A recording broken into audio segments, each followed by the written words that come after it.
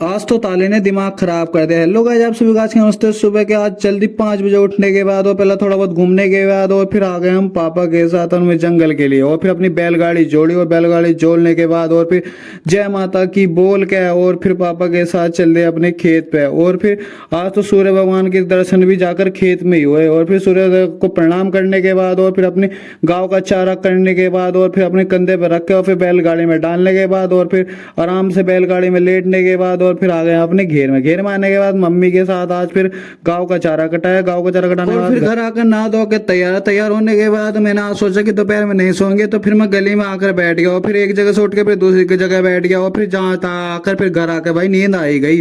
और फिर मैं शाम को उठा। शाम को उठने के बाद फिर अलग ही नजारा, छत पर आया तो मौसम का आनंद लेने के बाद फिर मैं दोस्तों के पास चला गया। दोस्तों के पास घूम कर आने के बाद फिर मैं ताला लगा रहा था, मुझसे तो लगा नहीं। फिर पापा ने और मैंने फिर लगाया जबरदस्ती ताला। और ताला लगाने के बाद हम मिलेंगे आपको न्यू ब्लॉग में। आज का दिन यहीं पर। जय श्री राम, बाय बाय।